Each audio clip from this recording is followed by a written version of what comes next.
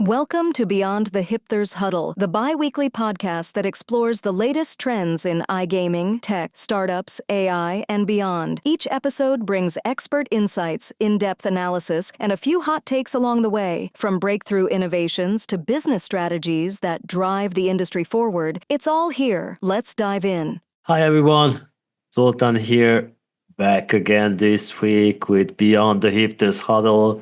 And with me, as always, Mr. Daniel Gunba. Hi, Daniel. Hello, everyone. As always, here.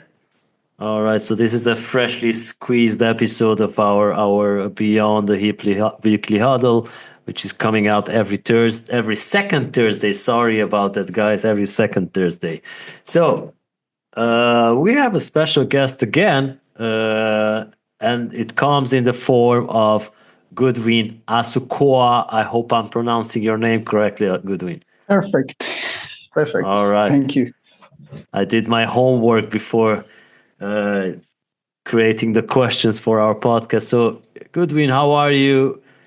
How's everything? Tell us a bit about yourself. Yep. Thank you for having me. Hello, guys. My name is Godwin, and I am a software engineer, and I'm from Nigeria, but I live in Estonia. I do startup as well, run some projects on the side, and pretty much just doing that. And I'm also like a husband.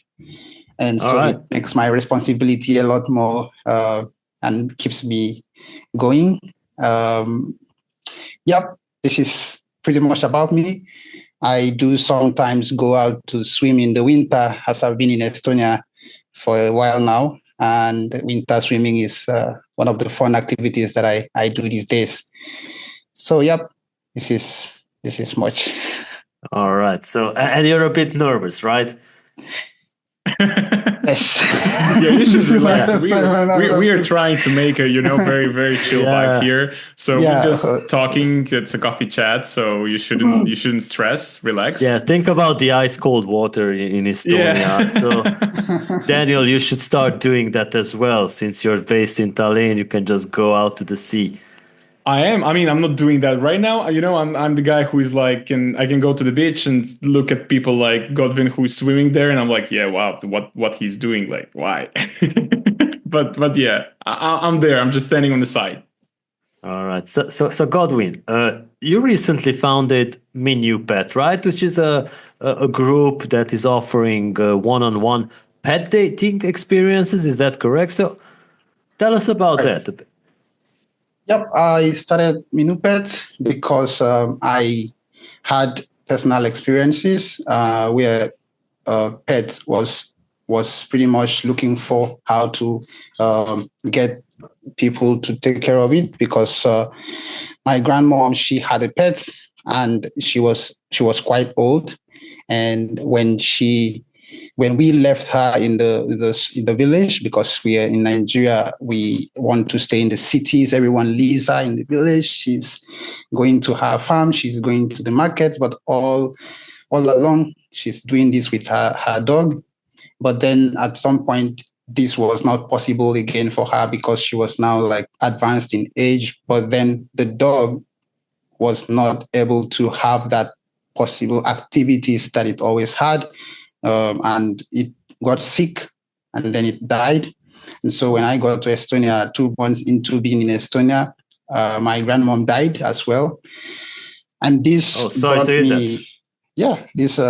me into realization that some of the things that we neglect and the people that we neglect, as well as the animals, our pets who are like our loyal friends, they need care as well. And the situation that I find coming from Nigeria, where we have even a more communal living, is different in Estonia here and many parts of the European countries. It's also like similar, that people want to stay on their own. People hardly really socialize with people, at least in first glance. This is what you will get. So it turns out that there are similarities in the situation, that people love their pets, but they also don't have enough time to take their pets out for example, take it for a walk. And there's a lot of people also looking for how to make new friends for their pets, even if not for themselves. Because we as humans, we can, say, okay, we can stay with our lifestyle, but the pets also have their lifestyle and they deserve to actually, socialize as well. This brought us into working on this project, and I started doing it on the side just over weekends. And so what it is about is that we provide opportunities for pet owners to find friends for their pets. We also allow them to form groups and meet in groups as well if they want to. So there is a one-on-one meetings and there is a group meetings, but it's more like Tinder for pets, if you like. And there are also other features. For example, we allow you to use our system to find advisory. If you have issues concerning pets, you can quickly 247 have advisory. There is also a doctor who is there to advise. And this is more to make sure that people don't run into situations where they need first aid or they need a first contact, but then it would take a while to actually get an appointment and, get to be given time to visit your veterinary doctor. But at this time, you can quickly get responses, and it's also supported by AI as well. But then there is a doctor as well to take care of the details as well, where AI is incapable of, it can't actually be replacing the veterinary doctors. So we still have the doctors in the system. So this is what it's about. And then so far, one of the fun things over the last month that we have been running, we had hangouts, we have group datings, and we have individual datings. And I think the amazing thing about this is that people have time to actually interact while the dogs are playing, the cats are playing, but then also they have more human connections. And I see that people are really open to that, even though in the first glance, it seems everyone wants to be isolated, but once the dogs are playing, it kicks a beautiful conversation and interaction. Wow, I've been doing podcasts for 4 years now and doing media for more than 15, but this is the awesomest project I ever heard of, and I'm really happy that we have you here, Godwin. This is only available in Estonia, or is it's bigger? It is bigger. It is bigger. Okay. So we started in Estonia, but of course it is like something that is global, but our strategy is to start from Estonia and then continue spreading across. But of course, it's already available for everybody all over the world. We have people from US, we have people downloading from different parts of the world as well. And so it's already going global, definitely. For someone who has 2 dogs and 4 cats, this is something awesome to hear about. So, yeah. And you mentioned that AI for pets, which is quite unique. So let's do some imagination here. So if pets could actually talk to your AI, what do you think it would be their most frequent question, or maybe complaint about their owners or their dates, or I don't know? So yeah, that's a nice one. I think if pets were to actually ask questions themselves, I think they would ask, why do we have the leashes? Why do we have this leash? We can run around. We can actually go out, be free. Why do we need to be controlled and directed? Because I've seen. I personally I want to have a dog. It's expensive, but then what I do with Minupet is I go to the shelters. I have a date with dogs and I walk the dogs. On Saturday, I went for one, and the dogs are trying their best to run away. Yeah. And I'm trying to control them because, of course, in shelter, you have given rules, to make sure you have control. But so I feel like one of the real problems dogs will have to ask is, why do we have to be restricted? We want to be free, we want to explore. This is I think would be the highest thing they would ask. This is what I think. Wow, this is so good. Actually, I would like to as well to mention. I mean, I know this project quite well, and it's a quite great announcement. We can use your platform if you don't mind, Zoltan. Sure. Minupad actually joined the advisory program of SD Startup, so we are as well now partnering with Minupad, helping with like development. I would not specifically with development, but with advisors for development, strategists, and funding rounds. So I really hope that's actually in a couple of months, even like in any country, people will know what's Minupad. Because definitely, as you mentioned at the very beginning, like this is, in my opinion, as well, a very unique startup, very interested and interesting, and the fact that it's combining AI and daily people needs, I think it's a perfect match. But yeah, guys, let's move forward. Godwin, before Minupad, you had another startup, right? You had a project. You built basically a home chore service startup in Abuja, correct? Am I pronouncing it correct? So, speaking about that, what's one home chore you personally hate doing? And like, what's you outsource or you delegate to someone? Yeah. Okay. So yes, I mean, you can just say everything. This is very, very one thing that I that made me start the startup in the first place. So I started a startup in Abuja, Nigeria, called Our Heaven, and because I was working remotely before coming to Estonia, I had so much to do, little time. And one of the things that took a lot of my time is cooking. And the second thing is home cleaning. So I lived with the partner and we had things scattered all over the place. We are trying to fix bugs. We are trying to attend to tasks, and no one is ready to do the cleanings every day. So we just do it once, maybe in a week. And this is, I think, one of the biggest things that made us start the project in the first place before making it open and scaling it to everyone else. So it's like one of the things that I want to outsource, and I still do. I did one, which is the home cleaning. Even while I'm in Estonia, I still try out the home cleaning service as well. So that would be the best thing for me to outsource, because I mean, I had a very big apartment, so it takes a lot of time to do everything, clean the glasses, clean the windows, mop the floor, and it's a lot.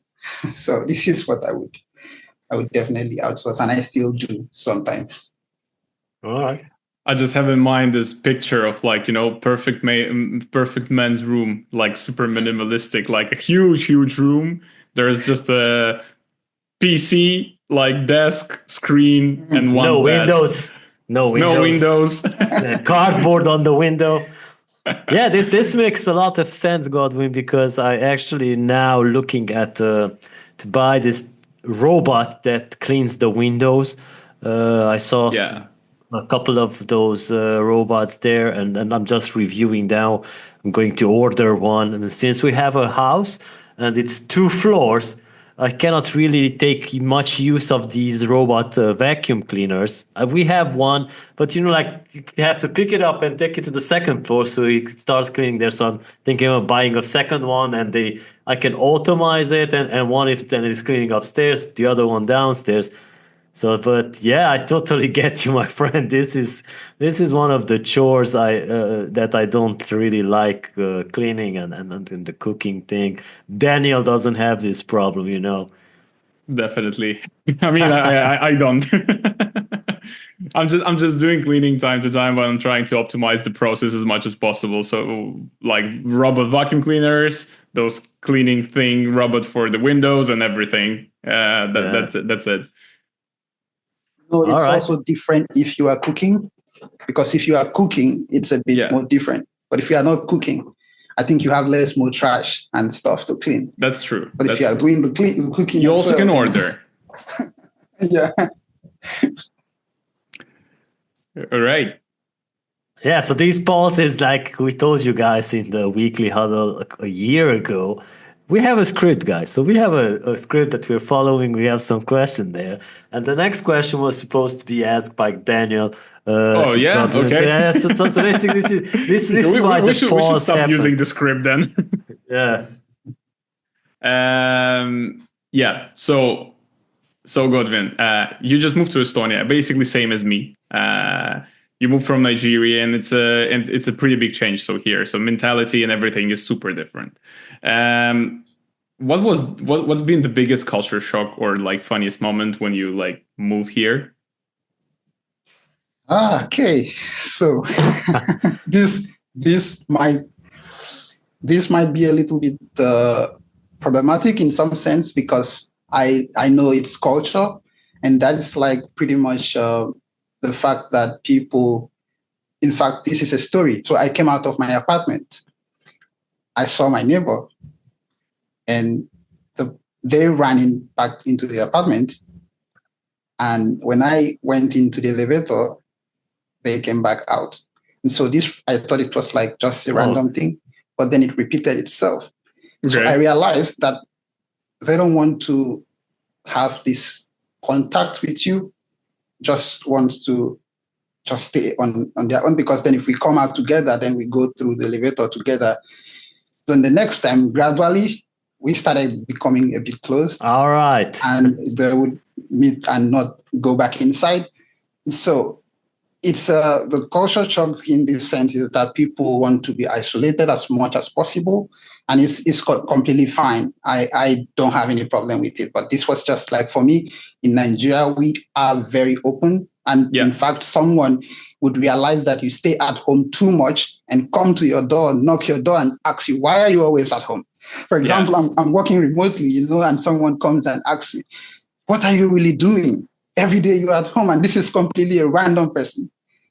And it's my neighbor, but I don't want this, but that is how it is. So it's different for me. And the other thing would be that the weather is different, completely different, and in a way that I never expected it to be. So initially, I knew definitely there is summer, there is winter, there is autumn, there is spring. But what I didn't know how it would look like is that in winter, there is this time when it's completely dark, but it's still like 4 p.m., 5 p.m., but it's completely dark. This was like different. I knew something like this exists, but I don't know how it would be. Experiencing this for the first time was just mind-blowing. So this is like one thing that was completely different for me. But in terms of every other thing, I think pretty much it was fine. It's not really like a shock because I already did a lot of research about Estonia and I really love it here. The culture also, one thing that is different is that people take very important recognition of time. Time is very essential. In Nigeria, we have what we call African time. So if you say come by 5 p.m. for an event, definitely people will be there by 6. This is when they are coming. Okay. But here, if you miss 5 p.m. and be there like 5, if you go beyond that, it's perceived as insultive. You are completely late. But this is, I had to readjust to this time consciousness. And so these are one of those things. But it's really good because it keeps you effective, keeps you disciplined, and I've tried to adapt to this and learn how to be more disciplined with this. All right. I really actually feel you here because before Estonia, I was living in Malta, but before Malta, I was living in Latvia. And in Latvia, this mentality is very similar. I mean, it's exactly the same like in Estonia. You always have to be in time.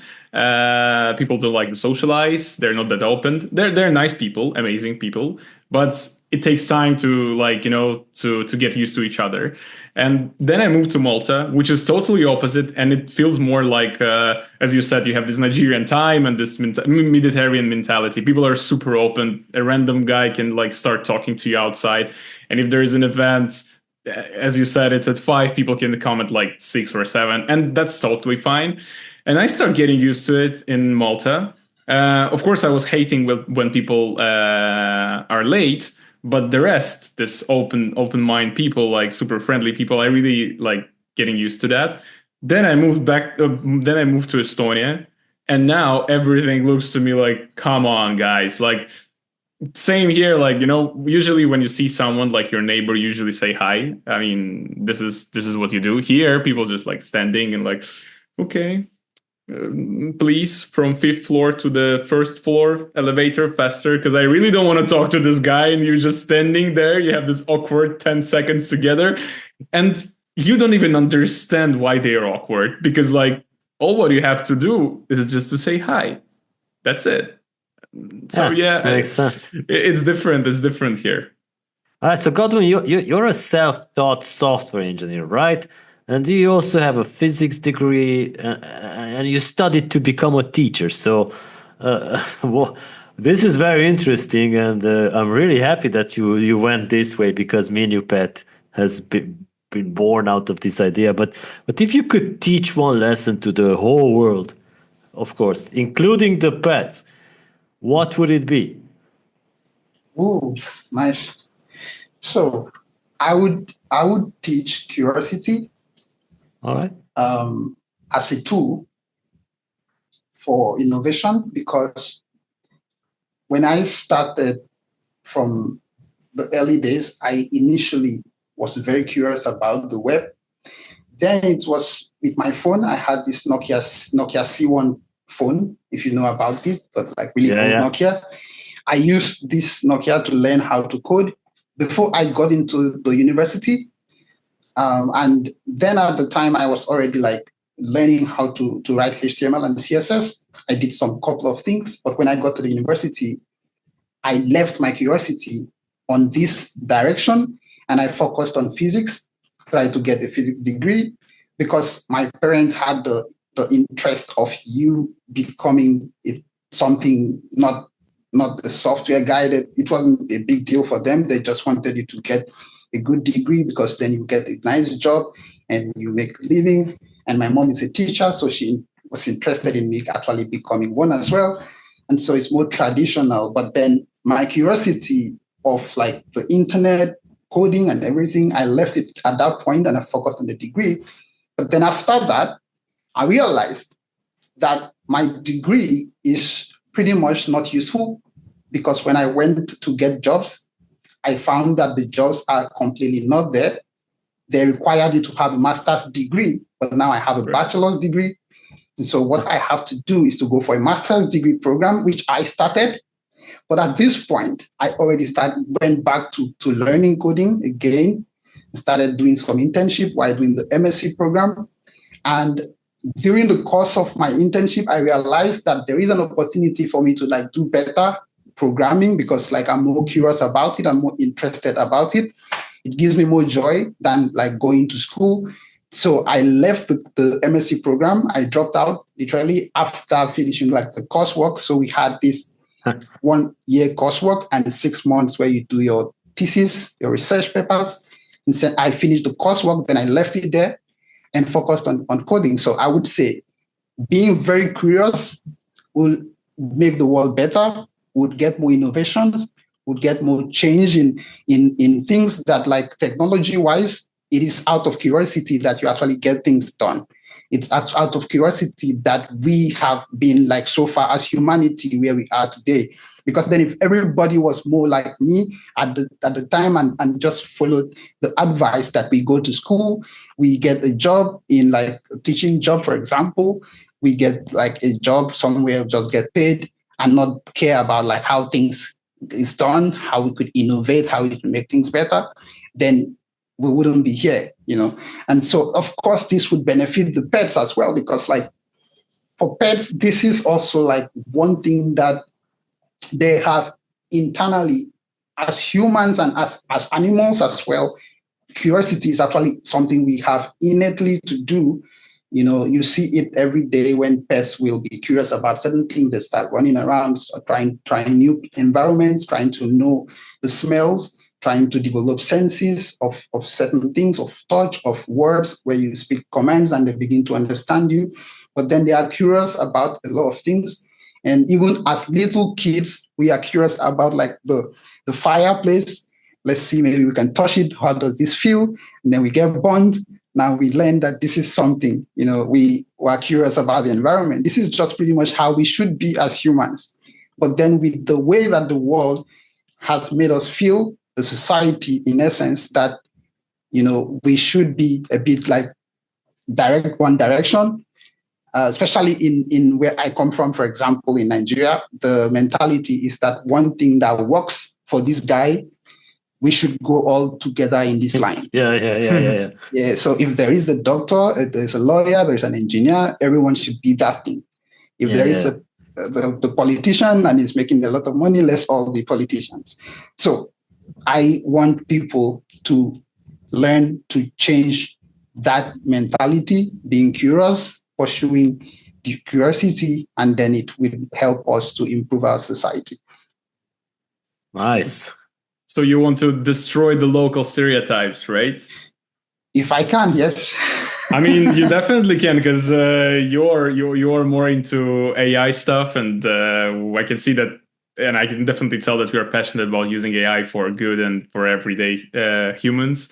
So here's the question: like, if you could build an AI assistant to yourself to solve one day annoyance for forever, what would you program it to do? Forever, not sure forever, but one thing that I would do is, right now I already have about over 10,000 emails in my mailbox that I don't know how to get rid of them.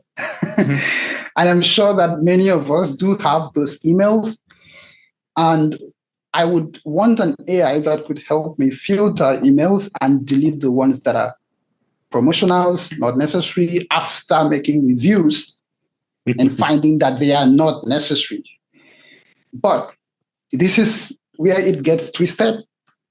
There are solutions like that. But then for me, it goes around privacy. So I worry about these things. Like, for example, when we give AI this access, now we are like a bit still skeptical, but some people are comfortable enough to say, okay, get access to my mailbox. Mm-hmm. I know there are a lot of tools like this. But what happens if then the AI gets to this place where we fear as humans? What we are scared of is that we don't want to lose control. And so if then AI gets to a point where it takes over control and gets a mind of its own, decides to look through your mails, checks the things that are like sensitive, maybe some invoices, and start doing things and manipulating them and sending mails on your behalf that you wouldn't want it to do. So then it boils down to like my fear of giving so much control out. And I believe that a lot of people, even with Minupets that I've talked to, also, when they hear AI, at first glance, they think about, okay, we don't want, I don't know, do I want to give so much information? But when they know that we have someone in charge behind the scene, and it's not just AI doing everything, it's someone monitoring the activities, they feel very comfortable. So if I would give AI this duty over my mailbox, for example, which is something I want to do, I don't want to fill up my storage, which is already like 99% full, and I want to delete a lot of things. I don't know. I'm still skeptical. This is why I want AI for good, but I also want it to have policies that can protect the users as well.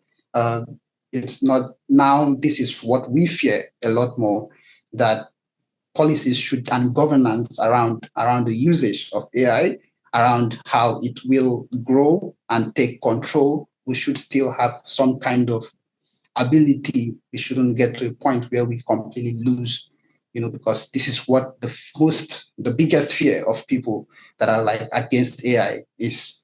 And this also, I have this fear, a little bit of it, but that's what I would likely do. Actually, it makes sense because I mean, I can imagine like, especially if you are like at a C-level role and AI instead of you giving the approvals for payments, and I can see those payments buy more GPU for AI itself. Buy But more actually, storage. buy more storage and more GPU, send it to China, to DeepSeek. But yeah, actually, there is one email client, which I'm using it already now, and it has those features you mentioned with AI, called Spark. Works very cool, but I agree. That's even me. I have like a bit, I had some thoughts like, yeah, but there is, for example, a button generate email by AI. So I can like give an idea and it will write the whole text by itself. Of course, I have to press a send button to send it. But how can I know that if it's bugged one day and nothing happened? Like, I don't know if you heard about the news, and I don't know if you got in crypto as well. Like, you know about Bybit exchange. It's like it's right after Binance. It's one of the biggest Bybit exchanges. They have some AI security. They are very into blockchain and everything. And yesterday or like 2 days ago, they were hacked, and it was $1.5 billion stolen from users' account. I was super shocked because I have my assets on Bybit, and of course I checked it straight away, and everything is fine. I'm happy, but why I mentioned a crypto exchange. Crypto exchange is a super complex, huge platform, and it's been hacked. Here we're talking just about an email, and it's way easier to hack it. And if you have an AI, I believe that you can even use it to not just help people, but make it the other way around. You know, so send hundreds of emails, extract data, etc. So 100% agree with you here. Yeah, it's easy to get rid of those 10,000s of emails like I do every year. When I start marking, I use Thunderbird. I start marking that this is important. I need to reply to this. I forget about it. Then I have around 2,000, 3,000 emails. Then I just like hit Control and A, create a folder 2024, copy it there, and I forget about it. Never read. Yeah, that's what's happening every year when I do the cleanup. Yeah, it piles up, and some emails. I don't know why we're still keeping some of the emails that we know that we will never reply to, or if we reply to, it would be strange because if you reply to an email after, actually, we had some people that replied to our emails from a 2 year before email that we sent to them, so it still happens.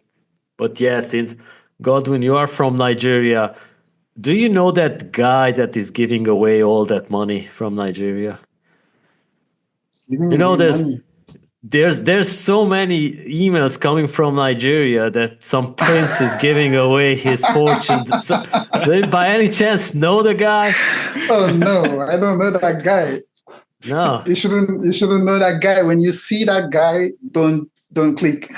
Don't respond. So yeah, this is an advice to all of you. Don't click that guy. Godwin doesn't know him. So yeah, he must be some sort of dangerous guy that's sending us spam. So yeah, so this first part is fun. I really enjoyed it, and I'm actually already downloaded the app in while you guys were talking. So let's talk about the fun stuff that's happening out there, and this is something that's happening in Silicon Valley. It's called vibe coding. It's catching on really fast, and before we started. Before we hit the recording button on this podcast, actually, Godwin explained to Daniel what vibe coding is, and he was like, "Hey, man, I was doing this." I mean, guys, I'm a vibe coder. Then, so at least our audience now knows, or will now learn what is vibe coding. So, Godwin, could you explain to the dear audience what vibe coding is? I know that it's something that is now being propagated by the OpenAI co-founder, I guess. Yes. So vibe coding is pretty much a term that was coined by the co-founder of OpenAI, and it is pretty much just using AI to make your coding easy and in a fun way. So it looks like this. For example, I can make use of voice command and just say something to my chat system. For example, if I'm using Cursor, so if you are a developer, you should know something about Cursor. But if you don't know, Cursor is like an AI-backed coding tool. So your code editor, for example, VS Code, but then it is completely handled by Cursor. It's an AI system that allows you to code. It can create folders in directories and deployments and integrations with various AI models. And so with vibe coding, you can make prompts and it will start coding. It's pretty much what you can already do by just checking ChatGPT, asking it questions, copy and paste, and hope that it's correct. And it keeps giving you your results. And instead of you like worrying about the algorithms, worrying about the designs, you just tell it what to do. You could even take screenshot of the picture of what you want it to build. Let's say a website, you can screen grab the website and say, make like this copy of this design for me. And it does it, and you tell it the next command and it does it. So that way it's a bit that you let AI help you do your coding. It's much faster. I have experience using it in a way, because mostly what I use it for is like auto completion, kind of, where I start a command or I start like writing a line of code, but it can do like auto complete. I use what is called Copilot. But I've seen that it is making my work a bit faster, but also sometimes it is learning from what I'm doing. If it observes the pattern that I write my code, then if I would want to repeat same approach in a different program, and I'm using the same account, which is my Copilot, I realize that the code that it generates is based on my coding style. So it's a lot advanced, and what I know that would happen is that a lot of people will start driving towards this direction. We are already seeing a lot of interesting, projects that have been done just with AI, asking it to generate this and generate that. A lot of people are using Copilot, and it is very impressive. And people that are using Cursor as well, it is absolutely making work really fast.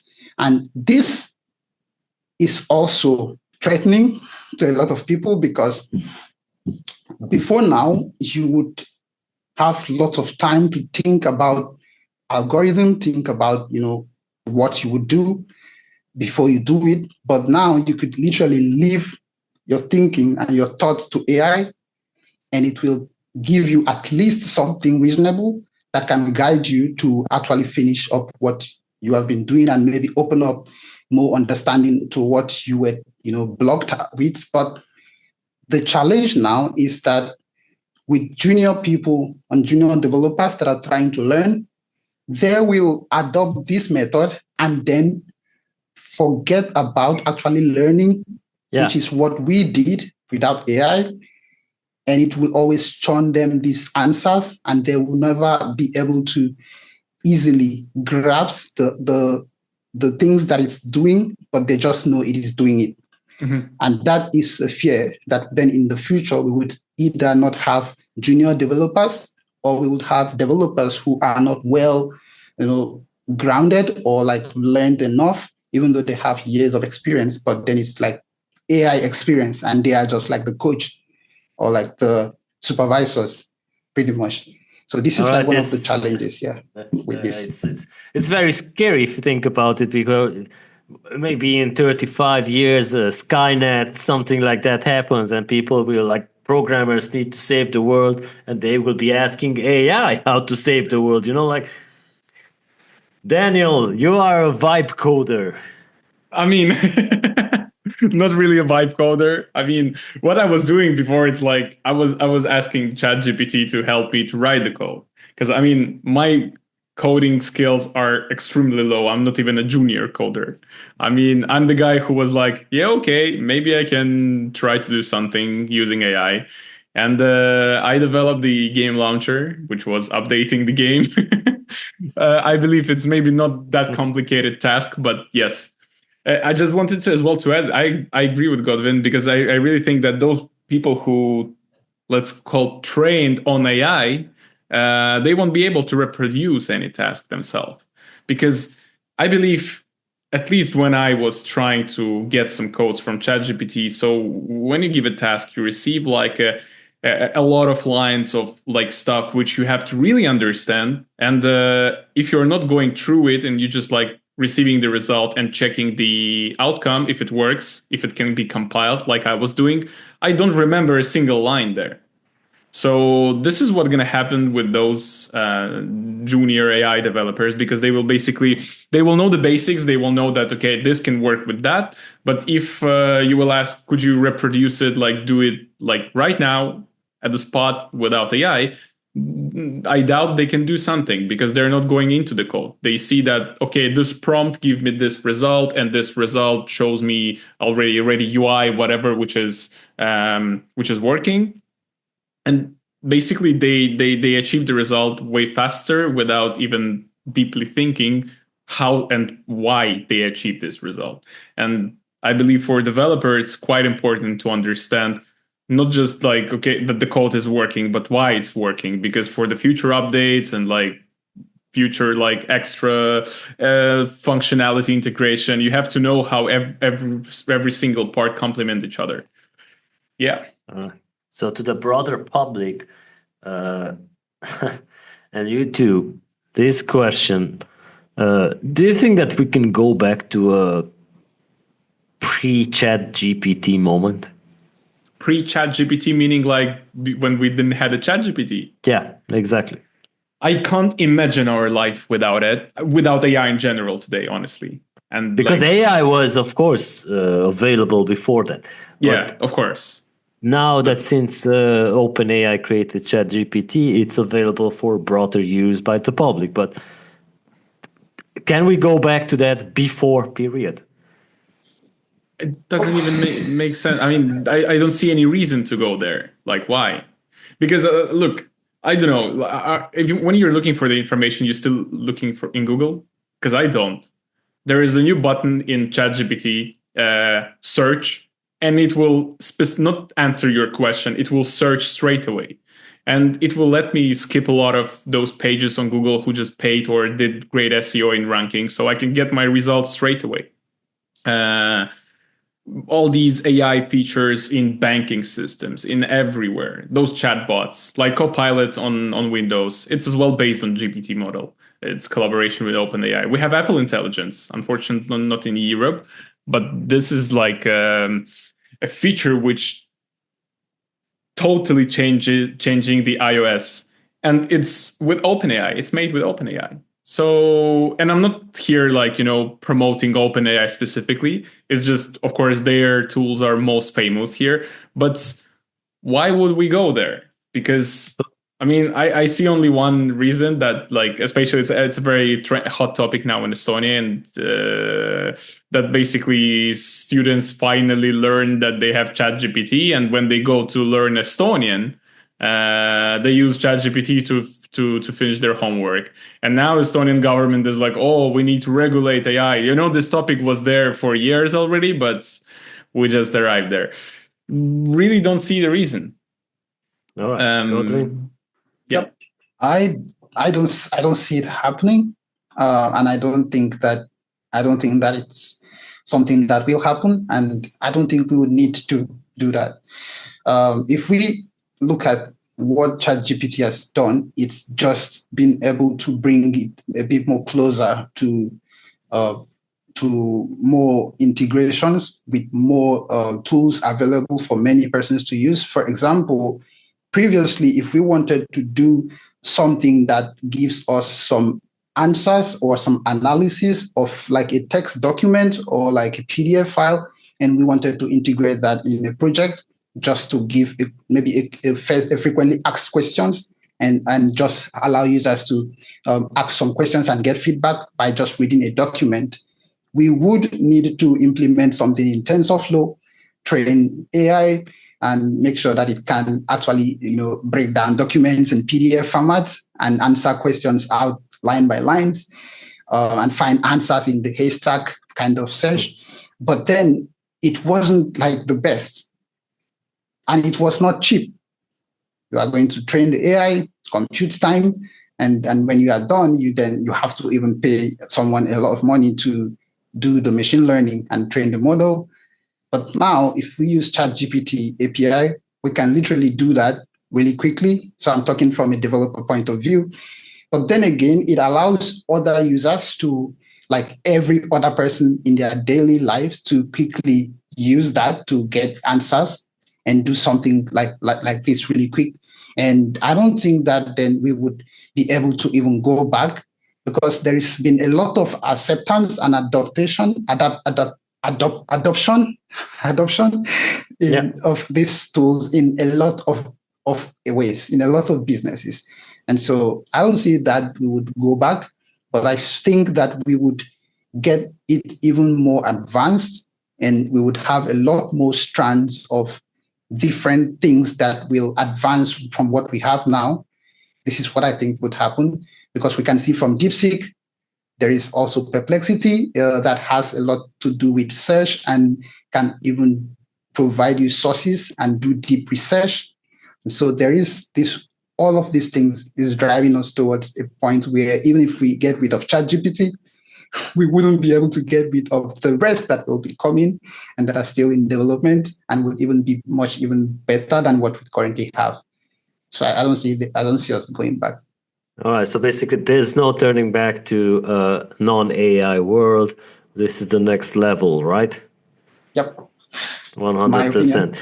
All right. So this is also relating to the announcement from Twitter or X. X.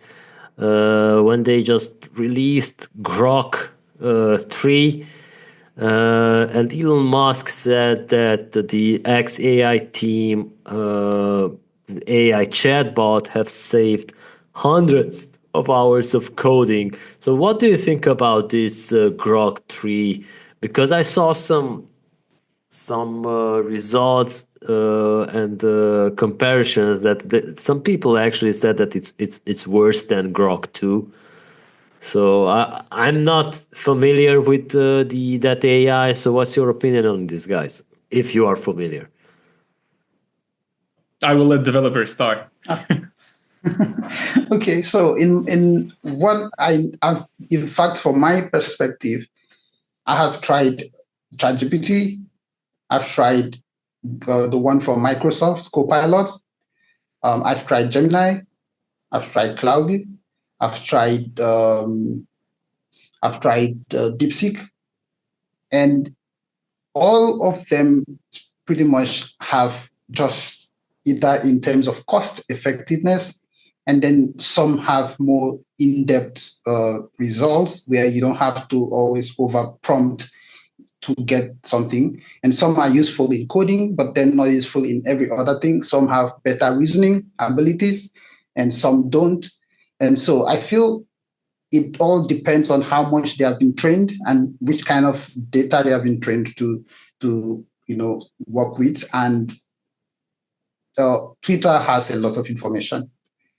And I don't know how much of Grok is based on Twitter's feed or in every other kind of data. But if it is with coding and it's been trained to mostly do much of coding, then it probably would do well with that. But everyone has their own preferences, and how much it's been like useful to you is depending on your preference and how your tools that you use daily.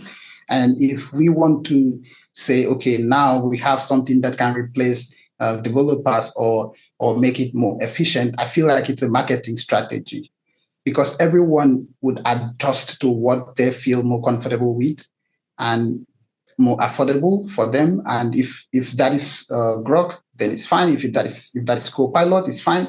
But then all of them have similar results. They enhance your coding skills. They make it faster. But I wouldn't say that because I have not tested it and benchmarked them with like different models in terms of like with Grok 3. But I wouldn't say that it is going to be the best thing after sliced bread. I would just say that it depends on a developer's interest and which one he wants to use. And everyone would always go with what is comfortable with them, price point. And then this, I feel it's a marketing strategy as well, because it's also business from the business side. And so everyone is doing something quite similar. Maybe speed is different, reasoning is different, data that trained is different, but it's left for developers to decide which tools they would, be able to use and with their tools. So I don't see it. I don't think it's completely the most extraordinary thing, because everyone would say the same thing. Everyone would say exactly the same thing. If you check Microsoft, they would say the same thing. And if you check Gemini, they would say the same thing, even though a lot of proven analysis shows that Gemini is a bit not there when compared to every other person in terms of coding. But, it is what it is. Everybody will say what they want to say.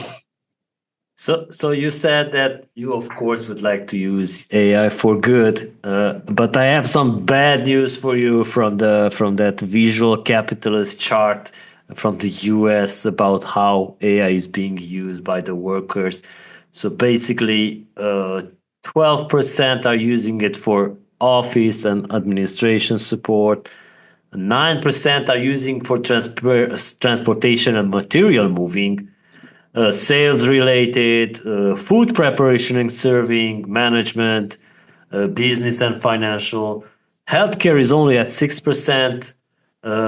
Educational instructions and library is used quite a lot, and healthcare support at 4.7%. So basically, AI for good is not happening, my friend.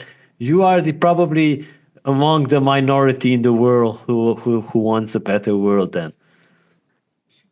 I think you have to check the column on the right, and so there are two columns. Yes. Yeah. If you tap on share it's of cloud share conversations, of cloud. Yeah, share of cloud and conversation. just tap on that. It will reorder the list from the highest to the lowest. Right. I think Okay, computer and okay. We can go over it again. Yeah, we can go over it again, guys. Yeah, I've been looking at the wrong numbers. I was already doing the world. So yeah, basically computer and mathematical job occupation are using it 37%. Art, design, entertainment, sports and media 10%. Educational instruction library stands high at 9%. Office and admin, live physical. So yeah. So what's your approach on these guys? Exclude my doomsday numbers. I was reading the data incorrectly. Yeah, I mean, AI is used for a lot of good stuff, but I think if you speak especially about healthcare, it's just more expensive projects, and that's why we don't see the tools right now. I mean, we just need to give it the time. It's way easier to develop, I don't know, like educational thing based on AI than a professional, I don't know, surgery mapper or whatever based on AI, because when you do like some stuff like with ChatGPT, you can, for example, let yourself as a developer to make a mistake. Nobody will suffer from it. When you talk about healthcare, medicine, and stuff like that, you don't have a chance to make a mistake. So I believe even tests are way longer. So yeah, for good stuff, we need just a bit more time, and we will see. Because I hope, but also I'm sure there are products in development, 100%. Okay. Yes, I feel like from the statistics, we can actually see that computer and mathematics, which also I feel covers like the computer science, the coding and everything, is like has the biggest share of like usage. And this is just true because most of the projects has been facing coding tasks. And my thinking is that we should bring it closer to people than just programmers. The the thing that happens with this kind of innovations is like just like in blockchain, where the people who got to know about it early enough were people within the fintech, or people who were savvy at trading, or people who just had early understanding of what blockchain technology is about, and then okay, crypto, and then they start adjusting to this. But then the regular person in the street, for example, in somewhere in India or somewhere in Bangladesh, wasn't carried along. So adoption is a bit slow in certain ways, just because we have over focused on coding tasks, everyone wants to do coding tasks. But if we start making use of AI in different ways, and as we have seen it becoming a trend, people are becoming more open to adjust to this. And then, just like in the healthcare, what is the challenge is, people want to ensure that you can't mess with people's lives. You can mess with animals' life. You need to have enough data to make as good enough decision. And even at that, you can't do it alone. And so these are some of the skepticism, but then it's becoming much better. Like, for example, in 2022, I was working in a company in Germany that does skincare with AI, where you take a picture of your skin and it will analyze and tell you what kind of skin disease you probably have. And it would give you it was close to 98% accurate in the results. And so it helped the dermatologist to do their job much better, because then it takes them less time to know where to look for, what to look out for. And so this tool keeps on growing and keeps being adopted, but then it's good to always have the human side by side as it continues to grow, and that way adaptation will increase. And this is why I think that is AI for good is still is a big deal. It's just not about the work in building AIs, but also training people in the skills to know how to use AI, because a lot of people don't know exactly what it is, but even though they have experienced it, but they don't really know what is behind it. So that's why I think it's also, the statistics is quite true. All right.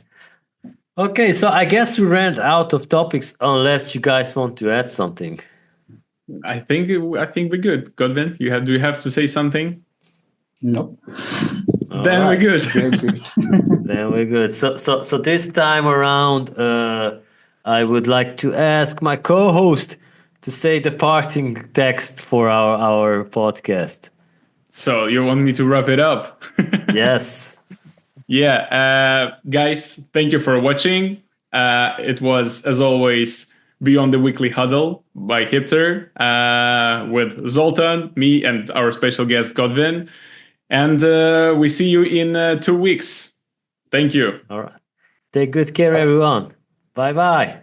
That's a wrap for this episode of Beyond the Huddle. Thanks for tuning in. If you enjoyed the conversation, don't forget to like, share, and subscribe on your favorite podcast platform: YouTube, Spotify, Apple Podcasts, or Amazon Music. More insights, expert guests, and deep dives into the latest trends in iGaming, tech, and beyond are coming soon. Stay curious, stay connected, and see you in the next one.